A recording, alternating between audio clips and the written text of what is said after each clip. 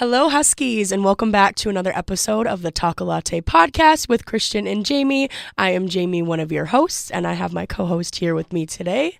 Hi, and today we have such a great important topic. It's part of a series that we've been doing on mental health. And so for our guests, can you introduce yourselves and what you do for tech?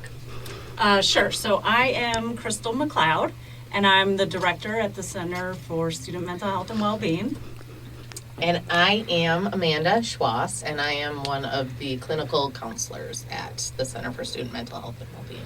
Awesome. And I know this is probably a loaded question because I know you guys do a lot, but what are some of the main key services that your department provides? So we really have two sides to our department that work closely together. We have our clinical side, and then we have our outreach and prevention side of the department.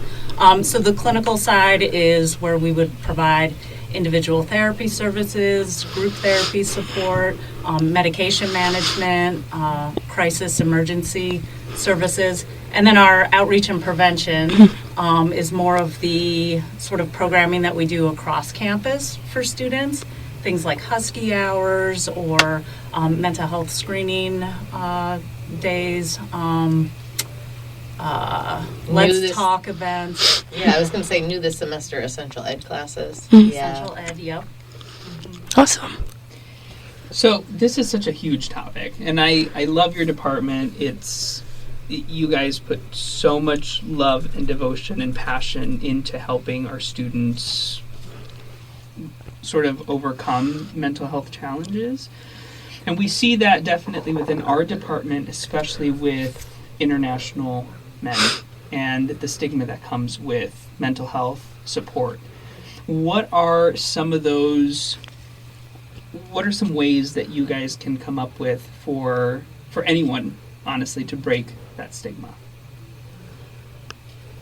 I think about the framework that myself and I know a lot of the other clinicians at the Center for Student Mental Health and Wellbeing have, which is like, you're not broken and you don't need to be fixed, right? You're struggling with something, as everybody does, and like using the resources of our center help you kind of tap into your internal wisdom, your internal strength, and help you navigate, whether that's more resources, whether that's tangible supports. But like, I don't see students thinking, what's wrong? It's how can we support you? Right. You aren't a problem that needs to be fixed. You need more information, you need more services or resources to be who you already are internally. And that's kind of, I think, how I view working with students. Yeah. And I know that a lot of people as well, sometimes, they don't realize that they need the help initially. And so it might get to a point where they're completely defeated, they don't know where else to go. So prior to that, I guess, are there any specific warning signs that students might start picking up on in their everyday life to realize like, hey, maybe it's time for me to start reaching out and get the help that I need? Yeah, I think there's a lot of behavioral things that you might notice first, like changes in your sleeping or your appetite, something just being off from its typical. Right. So looking for anything that may be off from what your typical behavior is. And then, certainly looking at your functioning. I mean, are there major impacts or problems in your social life, where you may be withdrawing from people, or academically, you're just not able to focus as well and pay attention, concentrate, and again, it's kind of looking at that, what's my baseline, what do I typically do, and how is that changing? And so those are sometimes the first things that people can pick up on, and that might indicate that there's some underlying issue going on mental health wise. Yeah. And I would add time as relevant to that too. Everybody's going to have a bad day, have a bad test, have a hard moment. I would say exactly what Crystal just described for 2 weeks or more. Like if you have a tough moment, but you can ride that out. That's pretty normal of like living, right? But if it's like this is ongoing, that's kind of your red flag to say this has been persistent for a couple weeks, and that's an indication of needing more support. Yeah. I'm glad that you brought that up, because that was going to be my question of how do you differentiate between sort of your base and then just something, an external thing happening like winter, and just not really being a winter person, and how that's affecting your mood and your everyday routine. What is sort of that cutoff of maybe it's something a little bit more. And so I think that students will really gravitate towards having a set timeline that they can say it's not just one day that it's happening, that I'm having a bad sleep or whatever the case may be. What are some, and I know that you guys, of course, everything is strictly confidential in your department, but what are some common themes that you guys see through, that you support through, that you see in students? Depression, anxiety, and stress are our top three. So those are the major presenting issues that we're often working with students to try to manage. Awesome. And I know that obviously in this area where we already kind of touched on it, the winter, obviously that's a huge part of our year and our school year. And so seasonal depression, obviously that comes along with it. And so what are some proactive steps and advice that you think that students should take to kind of combat that seasonal depression? And not just students. Me as well. I think it's interesting too. International students who maybe aren't used to such a northern atmosphere might be a little bit more sensitive to that too, especially when they're used to additional hours of sunshine or warmer temperatures. They can be impacted, I think, more significantly by some of our winters. And so considering that personally, I love a good lamp, a light lamp, which we actually have that students can check out for a short period of time if they need that. There are really specific guidelines about using that in the first couple hours of waking, having it close enough to your face. But getting that sunshine in artificial ways actually does help. Seasonal affective disorder, definitely. I do think it's important for people, even if you're not an outdoor winter person, find something that you can do to get outdoors and get some fresh air. I think that just does a lot to prevent that sort of winter sluggishness and that lack of energy, and that's when we're experiencing some seasonal components to our mood disturbance. That happens. And so if we can do some kind of acute behavioral things to help stave that off, one of those being getting out into the fresh air. You don't have to, invest in a ton of equipment or anything like that. I mean, even if you got snowshoes, and I think the OAP rents those out, get some snowshoes and just go into the woods. And the woods, yes, the winters are long, they're dark, they're cold, but they're also beautiful. Right. And so just spending that time connecting, I think the natural components too are really helpful. The social piece too. So your brain's going to tell you if that starts to onset, that to withdraw or to isolate, and doing the opposite of that is really important. Asking a friend to go for a walk with you, so you're in nature and you're connecting socially. Those are really restorative behaviors. Yeah, and I know that we did have an episode as well on things to do in the winter, so if you haven't checked that out, be sure to do that. And also our Sundays, even in IPS, you mentioned the vitamin D lamp, and we actually got that from your guys' department when you were giving it away, so thank you for that, and we do utilize it for our students. But yeah, definitely get out there, try to embrace the winter, because whether you want it here or not, it's going to be here. See, because it's my second winter here in Houghton, and I try to have like a good caliber of who I am and my baseline and all of that, and I don't think that the winter affected me, but I recommend all of these things to our students, and I've never sort of taken a step back to say, what are things that I should be looking out for in myself to also help them look out for those things. So what are some things that, I know you guys touched on them a little bit, but what are some of those sort of warning signs for if this is happening? Well, I do think, yes, as we had mentioned, kind of that seclusion sort of tendency, but also people will report that there's more of a tendency to use alcohol or other drugs. And so that's something to look for, is your use of substances changing in some way. I think that can happen, unfortunately, quite a bit in northern climates that are dark, and so that's a big piece to look at.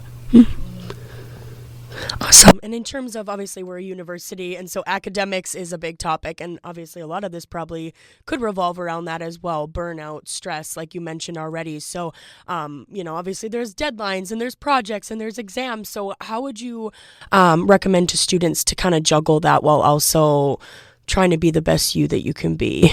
Amanda's our stress management. I'll be reaching out to you. Stress reduction mental ed course that is, from all accounts from students, fantastic. So I really enjoy it. I think we look at well-being as like this big investment that we need to make, and I would challenge that. I think the most benefit is from micro moments of adjustment, micro moments of resetting our nervous system, and like getting focused on the present moment. Our brain likes to spend a lot of time thinking about the future and a lot of time thinking about the past. That's what brains do. Great, thank you. But I only really have control of the moment that I'm in right now, and allowing yourself to like focus in on your senses, what you're actually experiencing, to even just reset with a big sigh. That's well-being. Those are little moments of mindfulness that you can do throughout the day. Like, don't save it for Saturday where I'm going to take a 2-hour walk and a hot shower and, knit for 3 hours. Like, you can incorporate little moments throughout your day. Right. I think that can really help. and especially with students' busy schedules, that can go a long way. It's not a huge time investment. Right. Daily habits that you guys recommend for students, for even yourselves, to keep up on not only mental health but your physical health? I think staying physically active is huge, and even if you just set a goal a few times a week. But also, I think managing your time is a major piece that can really help so that stress is inherent in what students are doing here. So that's not going to go away, but it's really looking at how I can better manage that stress. And if you can avoid that procrastination or throwing your sleep schedule way off, then you should implement those strategies on the front end. And so time management, I think, is huge. And we have to shout out our lovely producer, Farida, now, who is a student here at Michigan Tech. So, Farida, as a busy student with midterms, projects, work, everything else, what is your go-to stress reliever? I try to make time for myself, is the thing. When I first came, just like Amanda said, it was very overwhelming, and I have been a recipient of the help of the mental health units. So I did get some tips, which I still utilize, on how to manage my time, and that has been helpful in helping me to manage stress, because if I manage my time, then I'll not be stressed. So yes, it's more about my time management. And Farida loves the winter now. I just have to point that out. So there's hope there. So around the table, what are your favorite go-to stress relievers? I personally get up each morning and I go for a run. Every day, Christian, it's better than coffee. No, nothing is better. Yeah. So that's a big statement. The reason I do it on the front end is because it kind of sets the tone for my day. I feel like I've done something super healthy for myself. I've accomplished something, and I just feel like I'm more ready to take on the stressors of the day. So I do it on the front end, but if I've had a really stressful day, I might do something physical on the back end. Play some tennis with my daughter, something like that. Yeah. And again, the physical activity. Yeah. So I call it fidgety meditation. Like, you don't have to have like this Zen experience for meditation to be beneficial. And so sometimes it's pretty fidgety, but I do a lot of sits, and I do it throughout the day, like those constant sort of stress relievers where I will do not more than 10 minutes at a time intermittently throughout the day to focus on that present moment and kind of reset my nervous system. That's really helpful for me. And then also at the end of the day, I always turn on fun music and have kitchen dance parties with my kids. Yes. Shake it all off. Those are the best. What about you, Christian? I'm also of the physical activity camp. I don't like running. I don't even like walking to my mailbox. But I do love strength training, and I think we've talked about that before in our first mental health episode of how do we sort of get out of those holes that we build for ourselves, and lifting something heavy really does sort of take me away from the mental side of it. I think me as well for that, because I have been going to the gym recently, and it's like you just feel so free afterwards. But other than that, I mean, going on walks, and especially with a friend, taking that time to kind of vent, like Farida and I on the way over here. And yeah, just listening to music, decompressing, reading, things like that. So, Crystal, are you a winter runner? No, not so much. But I do cross-country ski, and I like to skate ski, which is kind of, I mean, it's a tough, it's kind of like running in a lot of ways. Yeah.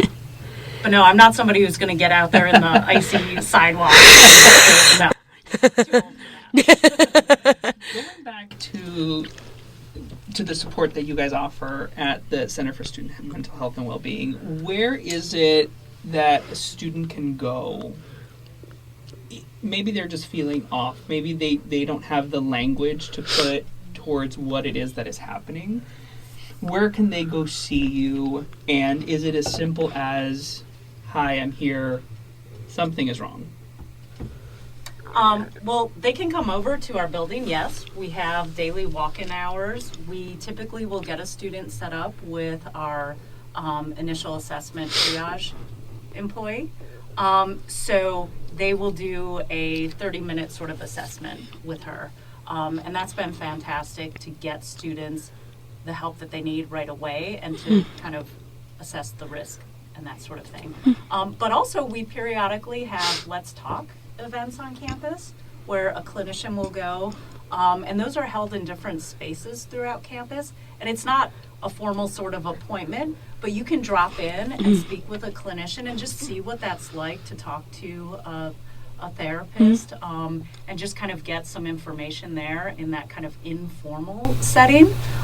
So we do, I'm trying to think of how often we offer those. I should know. I think those are monthly. And then a couple times this semester we also do mental health screening. So if you're feeling like I don't have the language, something feels off, I'm not sure what I need or what's going on, the mental health screenings are screenings for depression or screenings for anxiety that can be done to kind of give you that language or say, yeah, this is really normal what you're feeling and it's called depression. And there are resources and there are supports available. So like at a very, very initial entry point, looking for those screening days, that's another good way in. And for those screenings and those initial assessments, appointments, events, all of that stuff, is there a cost associated with this? No. The only cost is if somebody were seeing our nurse practitioner for medication, they would have to go through their insurance to get the prescription medication. But no, there's no cost to services. Awesome. Well, I say they're paying tuition. So Yeah. What about for students that maybe are not comfortable with that face-to-face interaction, or I'm in crisis and it's midnight? Are there any sort of resources for that? Yeah, we do have a partnership with TELUS Health, and students, again, it's free for students to access, and they can go onto the website or download the app. They'll have to put in some basic demographic information, but Michigan Tech has partnered with that company. And it's not entirely separate from our office. We have a data portal where we get information about who has reached out, what time it was, if there's any follow-up that needs to be done. And they can access those services 24/7. They can call, they can chat, text. Also, if they're experiencing something of a more urgent emergency sort of nature, they would indicate that and then be connected, and that assessment would be done at that point, and then whatever steps need to be taken. Awesome. And then you mentioned already throughout this episode the different events that you offer, but let's take a deeper look into what some of those are. So obviously we've talked on our podcast a lot about our department, and Parade of Nations is one of our biggest. Do you have an event in your department that you would say is like your biggest event, or what are some of your other consistent events that you have throughout the year? Gosh, I don't know. I mean, I definitely don't think anything that would even come close. Yeah, I feel like it's definitely on a more small scale sort of level, but we are involved and we try to get our staff and resources out there in whatever way we can. So we do a lot with orientation, or Winter Carnival will run some events, and that's in addition to more of the consistent things like Husky hours and those kind of workshop type things. People that are just looking for more information as well, we do have a table in the library that has got a ton of our information about our outreach event, different resources that we offer, and that's not a manned table, it's just a table that's available. So students that are curious but are maybe feeling a little nervous about asking for help or doing something in person, help yourself to all of those resources, all of that information. You can take handouts and review that like in your own safe time and space. I will say one activity that we started last year, and I think this is one that does have a wide-reaching sort of impact. So we started a peer-to-peer training program. It's called Pause, and students run through this 6-week mental health training program, and then they are trained to help provide support to other students, or to be well versed in what resources are available, when to get a student connected with our office, for example. So each semester we have another cohort of students who are trained to provide this kind of support across campus. And then they're out there in their environment helping others. And so as we get more and more students, we have more and more on our campus that are doing this and providing that peer-to-peer support, which is great because we know research has shown that students are going to go to their friends first. Yeah. And so if they have some training, you know, they can help out in ways that maybe they haven't been able to before. Yeah. You definitely do not have to have an event like Parade of Nations to be effective, and you guys definitely are. We see you out there, we send our students to you, we know how much work that you guys actually put into this. And so my question, which I always ask all of our guests, is why do you do this work? What motivates you? What drives you? What lets you wake up in the morning and say, I need to go and do this? I think for me, it always comes down to the individual person, you know, and being able to have some effect, some impact on one person it's more satisfying than I imagine any other occupation could be. It's just that helping profession sort of drive. And I will say there are times where things are very intense. And we have to also be mindful of taking care of ourselves so that we can be there. And that's one of those things that in this type of job, you know, you really do, you always need to be there for that person you're working with. And so it's priority number one to make sure that you're taking care of yourself in ways that allow you to be there. Definitely. What about you? What comes to my mind is this idea that being human is messy. Like, it's imperfect. It is complicated and complex, and there's nuance, and experiencing that full spectrum of the good, the bad, the ugly, the joyful, the uncomfortable, like all of it, like, is such a beautiful thing to witness in my profession, and to help somebody say, like, I want it all. Like, I want to be a messy human, and I have the confidence in being able to be that messy human in the world. I just think is such a gift to be able to support people and see people kind of achieve that, and that ability to tolerate that full human experience is something that I, really don't take for granted. And I do think we have a population that we're very fortunate to be able to work with, because you see students make these strides in their personal lives that you don't always see with mental health. And so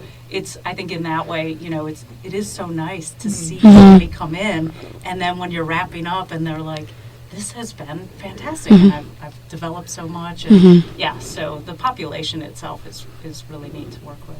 It's a beautiful age of like, I'm figuring out who I want to be in the world and what I'm going to take with me from my past and what I can totally do differently, and they're like ready to grow. Yeah, I agree. This is a fun population. I have 2 follow-up questions, and they're more out of my own curiosity. And the first one is, I've talked about it on the podcast of also being an attorney, and there is a point that you cannot take something to its finality in a positive way. How do you two balance that out for yourselves? I mean, you are also imperfect people. You just happen to be educated in this realm, right? You're still living this messy life, like you brought it up. And so how do you set up those boundaries? How do you take care of yourselves in those situations where maybe you can't see something to that happy ending?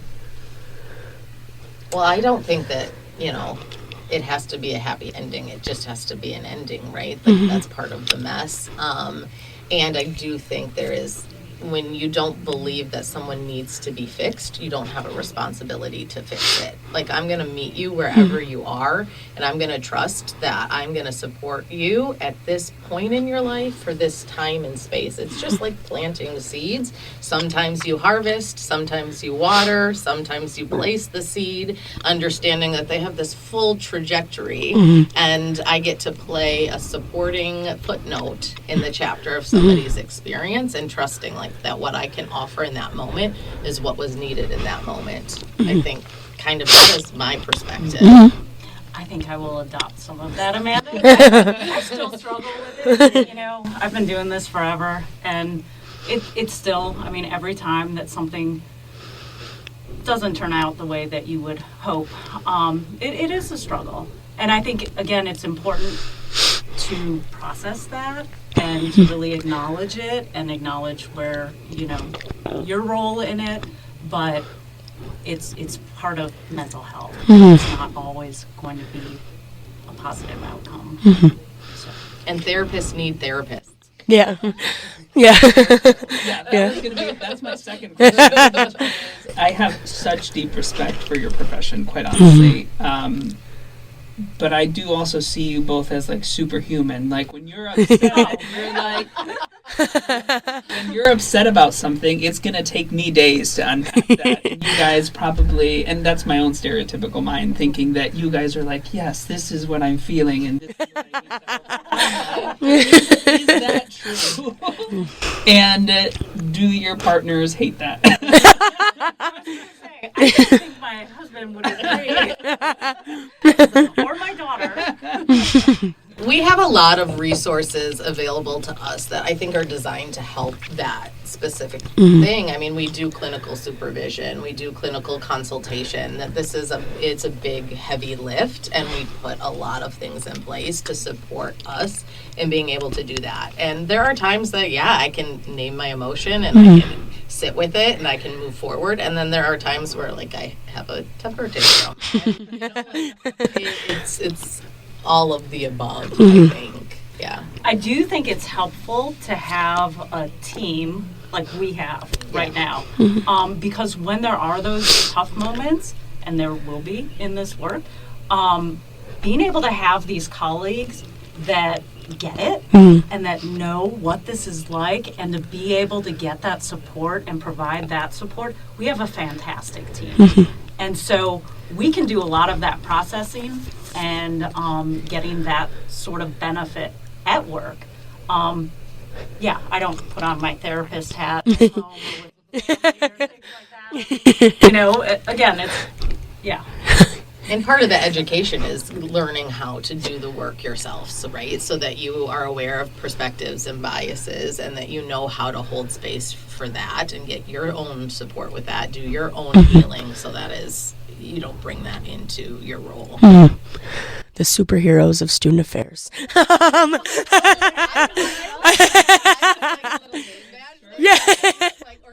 Yeah. they'll start wearing capes. So if students, obviously we've talked a lot about, the services you provide. Where can students find you? Where can they reach out to you? And where can they learn of the events that you have throughout the year? Well, we are located on the third floor of the administration building. We also have 2 clinicians embedded, one in athletics for the student athlete population, and then one within the residence halls. And so the person in the residence halls would just see people living in the residence halls. But our main campus office is the third floor of the administration building. Students, again, can walk in, they can go online. We reserve some of our initial assessment appointments for students to schedule directly online. So that's if you're new to services, you can go and book something there.